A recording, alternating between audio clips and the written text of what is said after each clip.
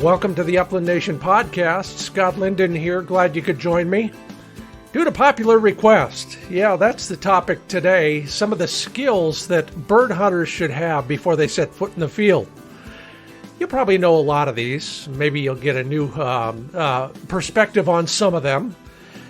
But if nothing else, you'll pick up a different way to do something, or you'll be inspired to teach somebody else to do something a little bit better, save themselves a little bit of time, trouble, and maybe even save a life. Yeah, it's all coming up right here on the Upland Nation podcast. Skills every bird hunter should have.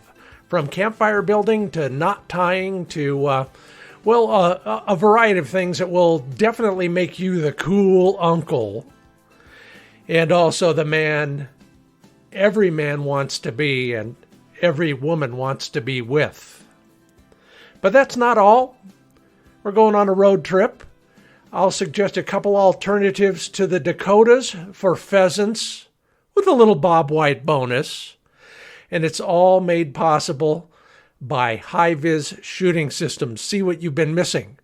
Landtrust.com, ProPlan Sport from Purina, MidwayUSA.com, TrulockChokes tubes, Mid-Valley Clays and Shooting School, Pointer Shotguns, and Sage and Breaker Gun Care products.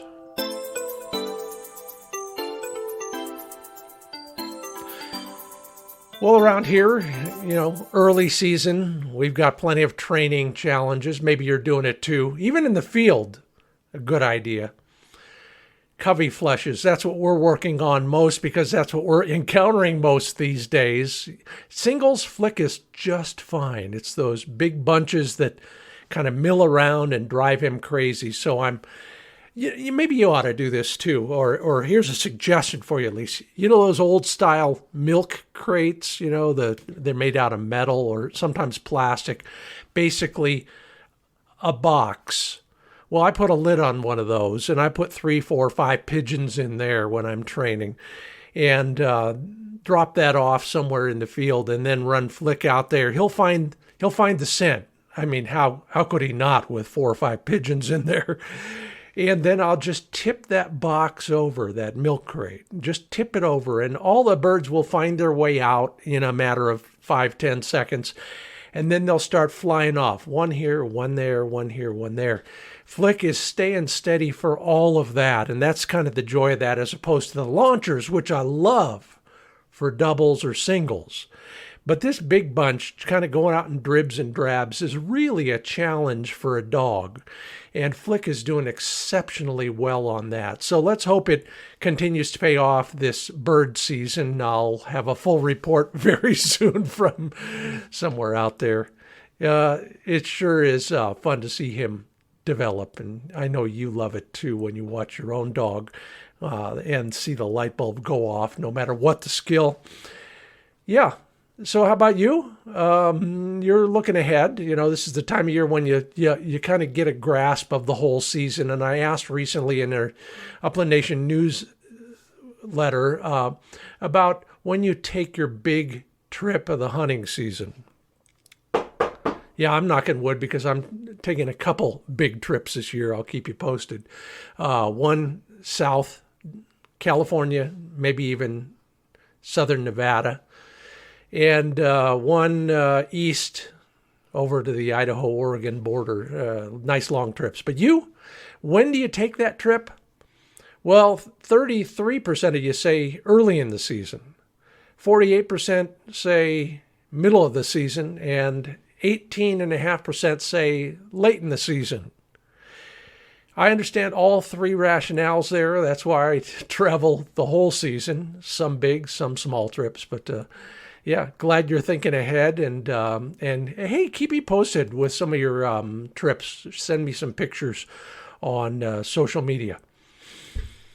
The Upland Nation podcast is supported solely by, well, number one, your loyal listening. I appreciate that. But also, the bills are paid by these people, Mid-Valley Clays and Shooting School. How's your shooting been so far? Well, you know how well it has gone for me. in that a single lesson has continued to put more birds in the bag already this season. If you're looking for a shooting lesson or maybe a new shotgun, midvalleyclays.com is where you ought to start. If you're in Western Oregon at all or heading this way for some kind of a trip, then you might want to take a lesson with Dave or Vandy or one of the other hunting instructors they have there. They'll fix you up. Put another bird in the bag for yourself as well at midvalleyclays.com. And sageandbreaker.com, gun cleaning and care, everything from shotgun cases to cleaning, lubricating, and protecting solutions of various sorts. They are, building out their flagship office and retail shop down there in Sonoyta, Arizona. Yeah, if you're a fanatic quail hunter hoping to visit the mecca of Mearns quail, stop on by sageandbreaker.com. Watch them for more information. And, of course, sign up for future sales and new products and the opening date for their office and retail shop at sageandbreaker.com.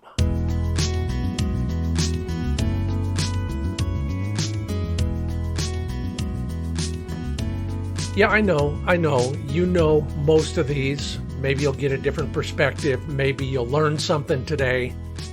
That's my goal. These are the things that, as a kid growing up on the wrong side of the valley, I never got to learn all these until I became a Boy Scout, and then I got to practice the wrong way for years and years, and now here I am having learned the hard way, so perhaps you don't have to. And I was reminded of this recently. I was out in one of the windier places I like to hunt. Sometimes it's a lake, sometimes it's a dry lake bed, and I was watching some guys fishing, of all things. It was a lake at that point. And one guy turned around. He was wading in what was left of the lake. He turned around and watched his tent just wheel off into the distance downwind. He had probably tied it down with the wrong kind of knots.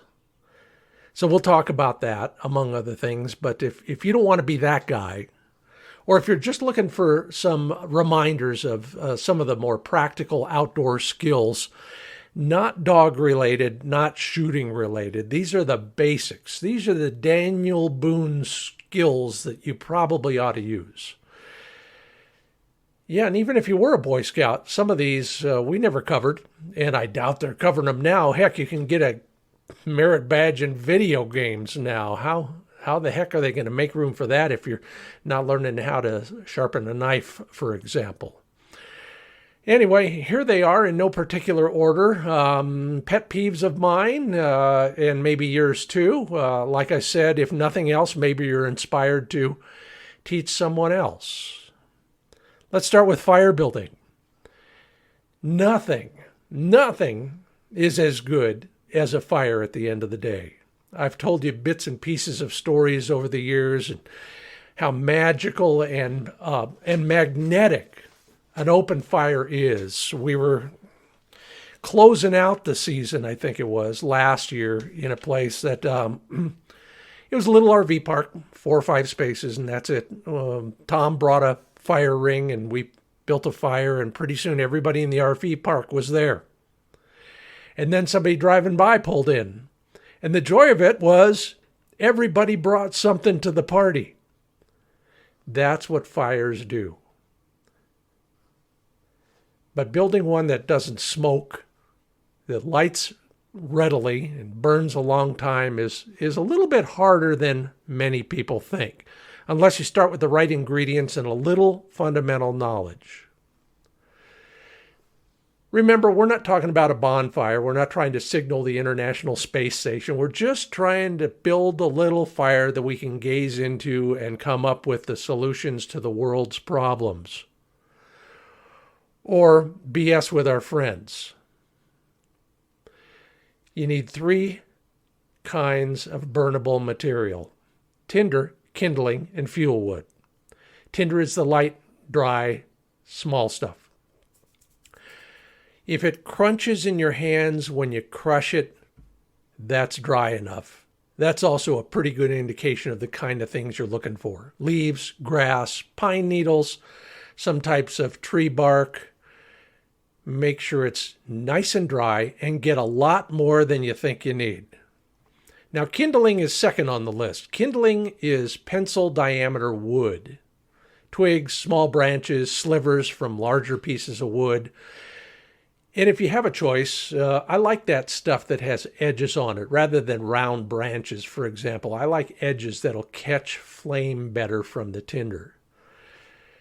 Yeah, that way the fire has somewhere to start on that next step, which is fuel wood. That's the stuff from 1 inch to 1 foot in diameter. Down branches, pieces of split logs, you know what that's all about. 1 foot or 2 in length. Not much bigger or your fire's likely to get out of hand. All right, so don't build under overhead branches. Remember that. Don't build on, dry grass, logical stuff. Then pick your architecture. There's a lot of ways to build a fire, or lay a fire as the term of art goes.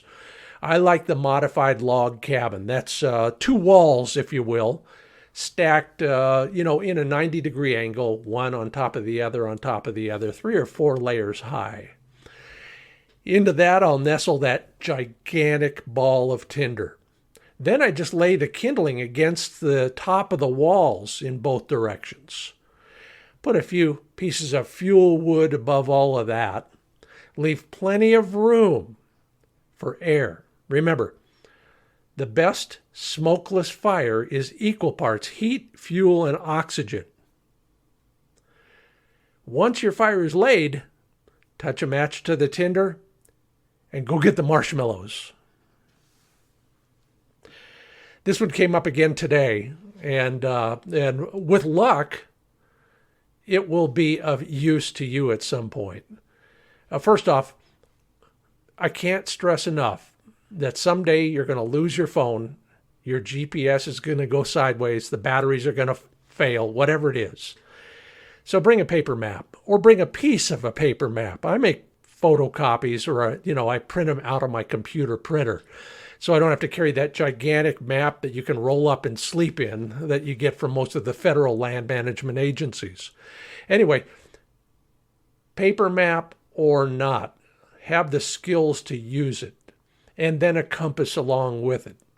Because even if you're not the best route finder with a paper map and a compass, at some point you do need to know how to find a catch line that will lead you back to a known location. Your camp, the truck, the nearest civilization, whatever it is. How do you do that? First, study your map. Bring along a copy. Then when you get to your destination, make note of a stream or the road you're on, a nearby ridgeline, or other long, relatively straight feature in relation to where you're going. Now that'll be your catch line. Let's just call it a stream for now. You'll always hunt away from that catch line, and as long as you know which direction you went in relation to the catch line, you're home free. Here's an example. I'm camped along a river that runs north-south. I hunt away from camp to the east. When I want to head back, I simply walk west until I reach the river. Then all I have to determine is, do I walk north or south to find camp? If I'm really smart and I plan ahead, I'll overshoot camp on purpose, say a few hundred or few thousand yards to the north. Then I know when I hit the stream, I just walk south. Hey, it works.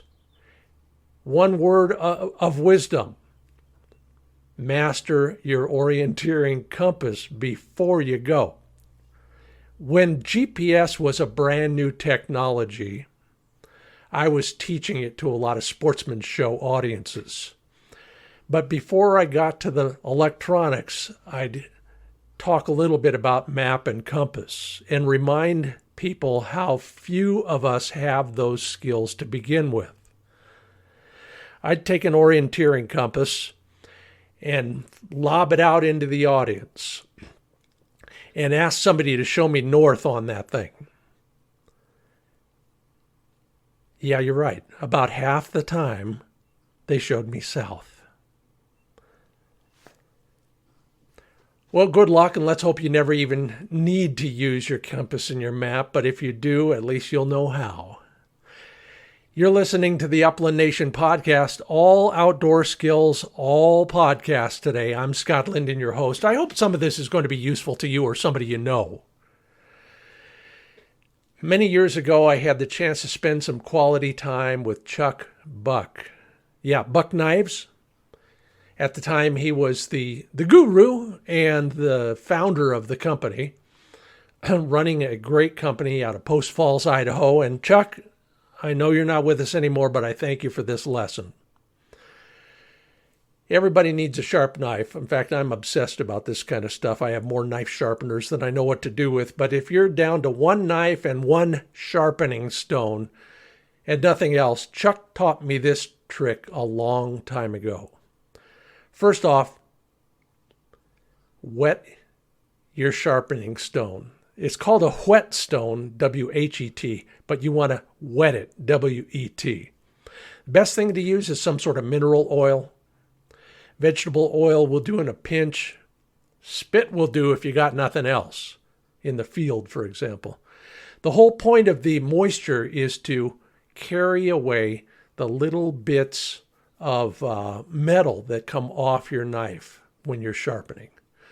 All right, you got a good, nice whetstone that is wet. Grip the knife, extending your index finger along the spine. So you're just holding it like you would hold it. But take your index finger and go along the spine, the top edge of the blade. The angle is not as important as the consistency from side to side, but try and get a 10 or 15 degree angle of blade to stone. And you'll eyeball it, and maybe you'll have to practice a little bit. The real key is to just get the same angle on both sides. So, easy way, press hard. You'll put a mark in your index finger where the spine hits it. Look at that and do it with your other hand on the other side. Now, if you have the oil, use it. If you have any other kind of moisture, use it. Be generous. And then start on the rough grit side of the stone. Make about a dozen strokes with moderate pressure. Now, what you're trying to do is not just go straight down the spine, down the stone. You're trying to go as if you're slicing a piece of the stone off. So kind of a curve. You get the entire blade that way, and that's one way to do it, is you move it so that your entire blade has contact with the stone. You're shaving the stone.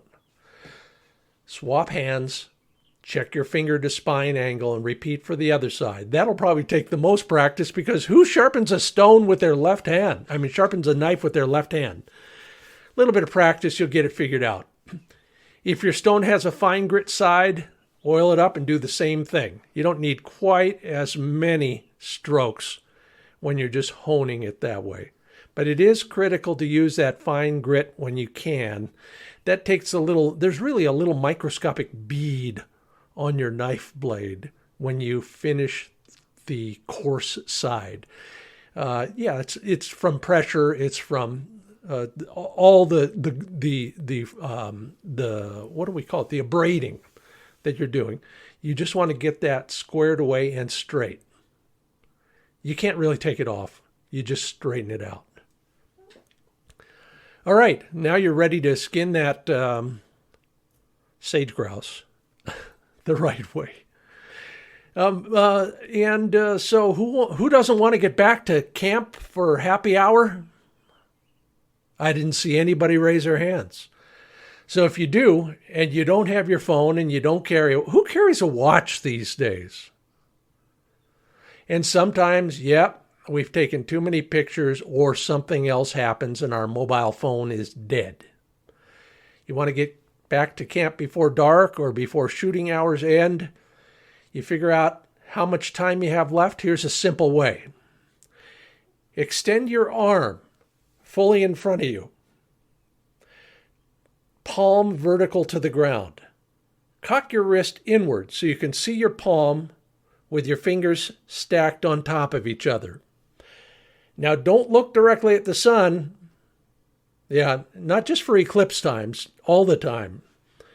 Focus on your fingers. Raise your hand until the index finger is just under the bottom of the sun. Count the number of fingers between the bottom of the sun and the horizon. If you have to add your other hand, that's okay too. All right, the number of fingers, multiply by 15 minutes. That's a pretty good estimate, no matter how long your arms, no matter how small or big your hands, about 15 minutes per finger. And by the way, yes, single malt with a quarter teaspoon of water in it, please, and nothing else. Because you've gotten back to happy hour before I have. Oh, man, so much to talk about. This one, again. All right, I want to thank Lynn and Tad, my two cameramen and editors, for all of these bits of advice on taking better photos and videos. Because isn't that the coolest part about going is sharing the stories afterwards? And isn't the coolest part about sharing the stories showing the pictures in the video? I just went on YouTube just out of curiosity for another project, and I was watching other people's stuff, and this just came home again. It was just, I was reminded again of, yeah, I know we're not talking about making art here, simply better home movies or better snapshots. If you want to make a statement, go to film school. But if you just want decent shots to share with your friends, read on. All right. Most of the time, whether it's video or stills, fill the frame with the subject. Sure, go ahead, take a few establishing shots, and I've got a great one of my buddy Dave underneath this incredibly backlit arch in the middle of a place I can't tell you where to go. But then I zoom in and get pictures of him and his dog. So fill up the frame whenever you can with the stuff that's important. Now, when you're filling it up, leave some space somewhere. The old style, well, the guys who started this all for us, and we're grateful for them, all the folks in the outdoor magazines who were pioneers in this area, they, among others, created what some people call the rule of thirds. Now, I'm not going to go into that because I don't want to put a grid on your pictures, but make your pictures slightly asymmetrical. Put the subject a little bit left, right, toward one corner, whatever it is. And when you're doing that, of course, if you're using a point and shoot capability on your phone camera, for example, you focus on your subject and you'll get the little square or whatever it is. Then move it a little bit off center. I can guarantee you, you and your audience will like those pictures a little bit better. And I'm guilty of this too. You know that big hat? The brim is really wide, so my eyes are often in shadow. Now, out in the field, we can't do much about that when we're making TV shows. But when you're shooting stills, remember the eyes really are the window to the soul. But if they're invisible because they're in shadow, your photos have less personality. And even my wife knows this one. She hears me mutter it under my breath all the time when I'm watching other people's shows. Sunglasses are even worse. And you know, I've got a theory, and I've never been able to find anybody with any evidence, but I think dogs are confused by people wearing sunglasses too. So at least for the photos or the videos, take off the sunglasses. Then we know who you really are. All right, you know the good old stuff. Watch for the extraneous stuff. I've got a great shot. But for one thing, this was years ago, a pro came on a shoot with us. He gave us a lot of great photos to use. You've seen most of them, including the one I'm describing, where I have a plant growing out of my head because it was in the background. He was so focused on the dog and me, he didn't even realize that. Now, if you know how to do Photoshop, of course, you can fix all that, but save it. Save yourself the trouble. Eliminate that stuff beforehand. Get rid of all the crap on the ground, you know, things that will distract the eye. and shoot some insurance frames, obviously. Back in the day when film was still a thing, we used to say film is a lot cheaper than going back and resetting the shot. Obviously, bytes and bits are a lot cheaper. On the video side, somehow stabilize your camera if you can. A tripod, monopod, shooting stick, anchor of any kind, even against a tree trunk, is better than nothing. Most times, slowly move that camera back and forth rather than quickly. Most times, try not to follow your subject with the camera by walking alongside or behind him, because all you get is the up-down movement of every step. Yeah, Tad said in film school they actually taught him how to stabilize his camera while walking, and then he mastered it by walking backwards in front of me and all my guests on the TV show. The guy is great. Lynn, you're even better because you're doing it on the dogs. Anyway, be careful, minimize movement. If you must pan or tilt, move up and down or back and forth, right and left. Move it slowly. Well, those are some tips from me that have come in handy over the years. Lance Larson, #1 buddy and woodcarver. Lance, I took out your cigar box guitar today and played a few tunes on it, such as they were. Nobody would recognize what they are. But Lance has his own tip. He says, when you're out walking all day, turn around and look at your back trail periodically. Take note of the things that stand out, whether it's in the distance or even in the near distance, so that you can come back the same way and know what the reverse of your route looks like. And Wildfire Deacon suggests that one of the most important skills you can use and apply in the outdoor world is meal planning. Hey, I'm not going to argue that one. I've been doing it all week in anticipation of a week-long hunting trip, and boy, oh boy, I think I'm going to be overstocked, but that's okay too.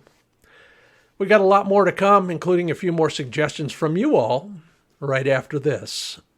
And don't forget, also the road trip, alternatives to the Dakotas for pheasants with a bobwhite bonus.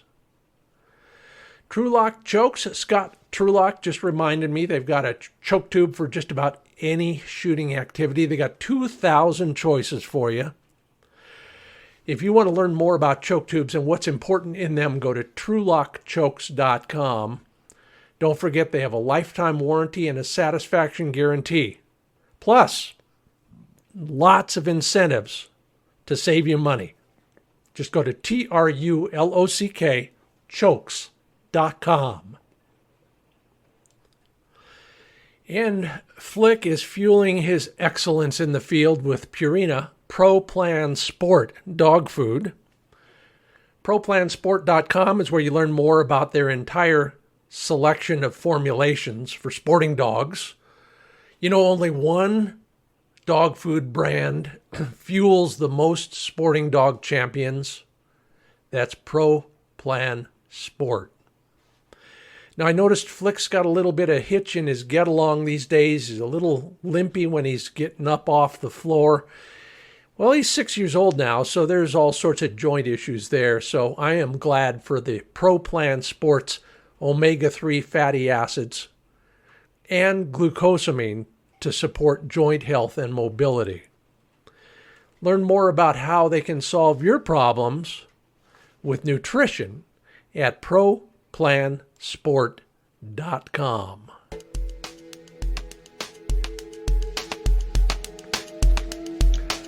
Welcome back to the Upland Nation podcast. Scott Linden here, sharing some of the things I've learned the hard way so you don't have to, including this one. Man, have I seen this it makes me cringe sometimes. We've all been there and we will all be there again, even if it's just to help somebody else. If you're trying to jumpstart a truck, there's a right way and a wrong way, and the wrong way could be very, very dangerous. I'm not a car guy, but I've studied this one enough to know this is one of the right ways to do it. If you got to jump vehicle to vehicle, Think about this. First off, make sure the battery is really dead. If you hear nothing but a click when you turn the key, you're probably right. But if the motor cranks when you turn the key, it's not a dead battery yet. But it will be if you keep cranking without the engine starting.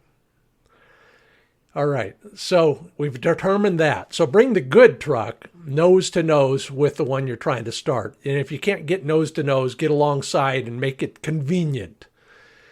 You want to be careful about how you're managing those cables. We don't want them tangled in anything like a fan or a pulley or one of the belts. All right, then connect the red. Well, first turn them off. No engines running. Connect the red cable to the positive terminal on the dead battery. Check twice. Make sure it's the positive terminal. Then connect the other end of the same red cable to the positive terminal of the good battery. Then connect the black negative cable clamp to the negative terminal of the good battery. 3 points so far. Hold on. Listen carefully. Connect the other end of the negative cable to a clean, unpainted metal surface under the disabled rig's hood, not the other terminal. A manifold, the frame if you can scrape the paint off, big bolts, whatever it is, not the other terminal on the battery. Then route the cables, ensure they won't tangle in the fan belt, etc., as I said. All right, start the truck with the good battery. Let it run for a couple minutes. Then try and start the other vehicle. If it won't turn over in a couple tries, wait until the good vehicle runs a few more minutes and try it again. All right, once it's running, remove the cables in reverse order. And if you've ever accidentally let the clamps touch each other, well, yeah, it's kind of amusing, but very dangerous. Then let the jump car run for at least 30 minutes to ensure it's got enough charge to get wherever you need to go next and start itself up one more time. I get questions about cooking game birds a lot. I'm no cook, I'm no chef, but I've talked to a lot of them over the years, from Andrew Zimmern on down. Chef John in particular, thank you so much. Pardon me. Generally speaking, impress your friends and have an enjoyable meal by, of course, taking good care of that bird the minute it's shot. Then, fast and hot, just to rare, is one good plan.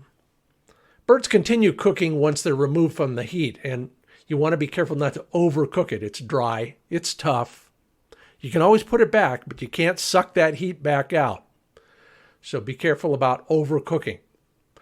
You overcook a duck or a goose, it'll be fishy or taste like liver. Guaranteed. Big whole birds, well, even small birds like quail, seldom turn out right because if you cook them whole, the legs and thighs will get done before the breasts. So one or the other is going to be, you're going to have raw breasts or you're going to have overcooked legs and thighs. Break them apart, cook them separately. I like to save all the legs and thighs and backs in a bag. I make salad out of them. I make taco meat, etc., but they're separate from the breasts. Now, if you're one of those traditional crock pot guys who throws mushroom soup and some rice in and then drops a bunch of birds in, make it low and slow. That's the whole point of a crock pot. And add plenty of liquid. It'll cook out. Pardon me again. You want to impress your guests at your next game bird dinner? Put a little apricot jam or cherry compote on top of those breasts. No, you've never put fruit on your game? Dark fruit for red meat. Light fruit for white meat. It's unbelievable. Try it sometime. Okay. Another one that comes in handy for me. Far be it for me to be somewhere without a bottle opener, but it does happen every once in a while. And so here are some ways to open it anyway. No, don't use your teeth. Show off. Hold that bottle by the neck. You know, like a baseball bat. You know, remember that? What did we call that? Anyway, hold it like you're holding a baseball bat. So only the cap shows above your grip. With the other hand, take a spoon, the base of a cigarette lighter, other rigid tool, even the cap edge of another beer bottle. Slip it under there, and using your finger as the, what do we call it? The fulcrum. And your spoon or cigarette lighter as the lever, just slowly, carefully lever the cap off. You might need to go around a little bit. And if that doesn't help, I don't know what will. Once it's open, pour it the right way too. Yeah, use a glass if you can. Ideally, it's cool but not frosty. Frozen glasses will just rob flavor from your beer. Angle your glass about 45 degrees and pour from the bottle. Hit the glass about an inch from the top with that pour. Once you got about half a glass, if there's no head, there's no foam on there, turn the glass straight up and pour directly into the center of the beer. With practice, you'll get the ideal, about an inch or so of foam. Your homework assignment is to practice until you've got it straightened out. And then practice some more. You're listening to the Upland Nation podcast. I'm Scott Linden. There's my reminder to move on to the next item, and I appreciate your listening. Stay warm in your sleeping bag. Wear dry sleeping apparel. Don't wear the clothes you wore all day. They're full of perspiration. That will wick all the heat from your body. Eat or drink something warm before bed. Yes, hot buttered rum counts. Warm socks and a stocking cap. Remember what Mom said? Heat. It's true and it's not true. Heat escapes from the top of your head because it's usually the only thing without any clothing on it. Use a sleeping pad for insulation. Put a waterproof ground sheet under you or your tent. That will also keep bone-chilling moisture from seeping into your sleeping bag. And then if it's really cold, another vapor barrier. Buckaroos always had a bedroll that was made of canvas. They would throw that over themselves. It breathed plenty, but it was also a good vapor barrier. Drive a muddy road the right way. Go slow. Avoid braking. That's how you lock your wheels and slide, and gravity takes over instead of your four-wheel drive, which you should be using anytime you're in mud. Stay in a low gear. Drive slow. Look ahead on the road and anticipate the best line and maintain as much momentum as safe. You get stuck in a rut, first thing, move the steering wheel left to right as you're driving. The side treads might help you grip the rut walls. Don't do anything drastic with your steering wheel. That'll throw the weight and momentum of your vehicle in the wrong direction, I can guarantee it. Don't ask how I know. If you do get stuck, obviously the first solution is more weight on the drive wheels. That might get you just enough traction. Sometimes you only need a few inches to get some momentum going. Put your friends in the truck bed. Or place branches, brush, your floor mats, gravel in front of the drive tires and create some traction. You know, those store-bought gripper things now are pretty clever, and they work sometimes. Don't use them on ice. They'll just shoot out the back like a rocket. Sometimes if you're in a hole, you can rock back and forth going from forward to reverse. But if you think spinning your wheels is going to help, you're just going to dig yourself in deeper. We had a production assistant who tried that once with one of my vans back in the day, and I had to ask him to step aside. We got out, but we did it the old-fashioned way, nice and slow. If you need a little leverage, and sometimes that's all it takes, to get out of a rut. That's why I bring a long-handled shovel with me all the time. Some other kind of lever might help, a small diameter log, something to push on the bumper as you're leveraging forward or backwards, depending on the smartest way to go. All right, let's hope you never have to deal with that. Or if you do, that it's nice and warm instead of cold. I could go on all day about knots, and so can you. You have your own uses for your own favorite knots, but the objective here is to remind you that there are right knots and wrong knots, and a granny knot is never the right knot, not even for, pardon the pun, not even for your bandana.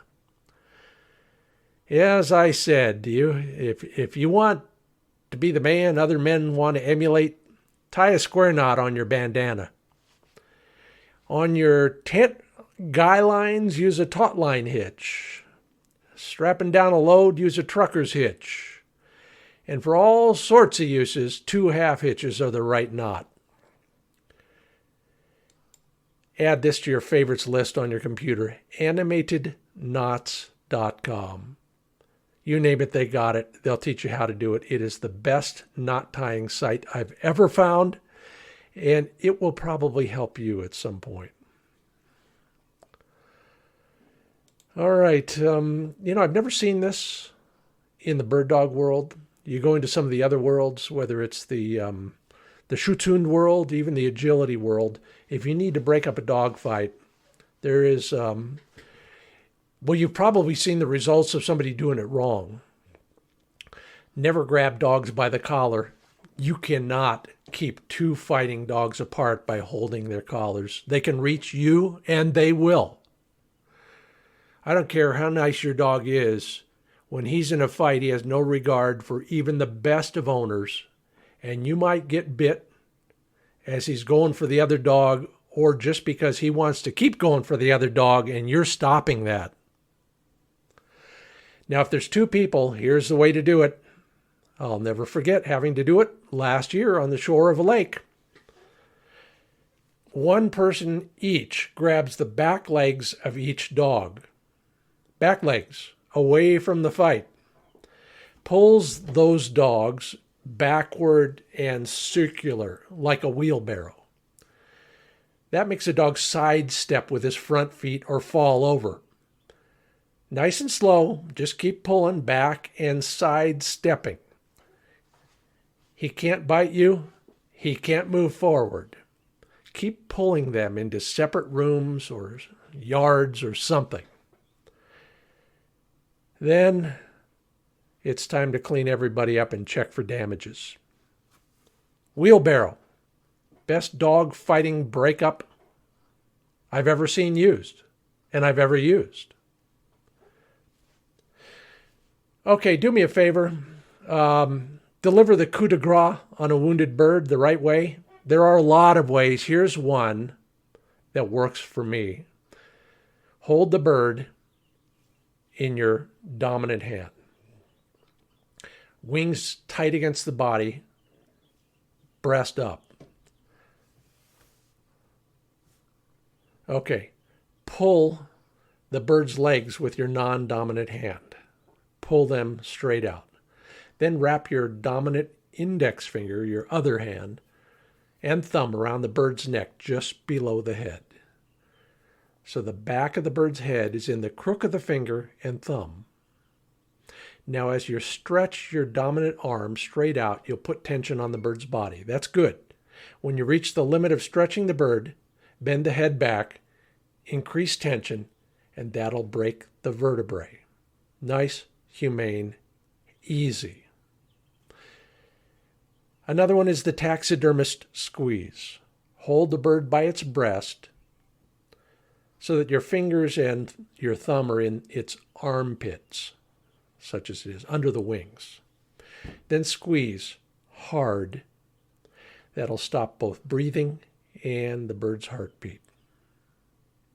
Hey, give them the honor they deserve. It's sportsmanlike, and in this case, it's also efficient. And if you don't want to put the bird out of its misery, you just want to dizzy it for dog training, put it to sleep, most of the time this one works pretty good. There's some debate on whether this is the best way to do it, but this one works for most people most of the time. Hold the bird in both hands. Swing the body in short, quick arcs in front of you, in big circles, so its head swings back and forth. The key is getting the bird's head to swivel. So you can do a kind of a rocking motion, or you can do a circular motion, as long as you see that bird's head swivel. Might take a few moments, but then their head should start to loosen up and they'll just kind of be dizzy. Turn the bird up, tuck the bird's head under one wing. Some people suggest the right wing. Hold the wing and the head with one hand while you hold the bird's feet with the other. Lay the bird on its side with the head down, tucked under that wing and under its whole body. While continuing to hold it gently, pull its legs straight back, carefully, slowly. Hold the legs in bird for a second or two, then sneak away. That bird should wake up in a few moments and be standing there looking confused until your young trainee dog shows up to point it. All right, the Upland Nation podcast is all about stuff that we need to know to be safe and happy and comfortable. And I'll end my litany of pet peeves and suggestions with this one. Help somebody find you. Not just this morning. I saw some search and rescue call out because somebody threw up when they were climbing a mountain. Yeah, they got a helicopter ride home because they had food poisoning. Don't be that guy. We might be able to tough it out with our survival skills, but at some point, wouldn't it be great if someone came looking for you? Here are some things that I've learned. First off, when Dave and I sat down once over a few hot toddies, we counted 7 Deer Creeks we'd fished at and 5 different grouse mountains in our hunting bailiwick. So if I told my wife we're hunting on Grouse Mountain, she wouldn't even know where to start. So tell somebody and then mark it on a map and leave it with them. You got kids going with you? Or even yourself, make a print of your boot soles. That way when searchers are starting their search, they know who to look for and who to count out.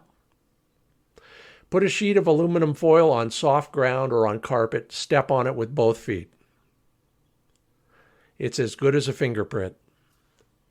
Now, I've made an informal study of search and rescue reports over the last decades.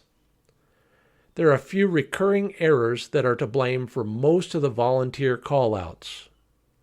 If you can avoid them, you could save your life, or at least the time, effort, and risk of those worthy volunteers. So take a few minutes and charge your cell phone battery. Avoid bucking the snowdrifts on a road. They'll only get worse the farther uphill you go. I've talked about a map and compass and the skills to use them. Take water. Tell someone where you're going, to expect you back. Leave them a map. Take a waterproof layer of clothing. And learn how to build a life-sustaining fire, no matter what the conditions, and with limited tools and materials. Michael Salamoni asks if we'll do something about first aid for dogs. I think we're going to do a whole podcast on that sometime soon, including how to get a dog out of a trap. But in the meanwhile, at all the Facebook pages, I put a video from the guy who invented a great device. Go to the Facebook pages and look at how to get a dog out of a conibear trap. And I'll cover the rest of that stuff and a few other things in an upcoming podcast. In the meanwhile, hopefully some of these skills, some of these tips and tricks were of value to you, or to somebody you know who needs to acquire a few more of them over the years. Good luck out there. I've got more, including our road trip to alternatives for North and South Dakota, coming up right after this. From pointershotguns.com.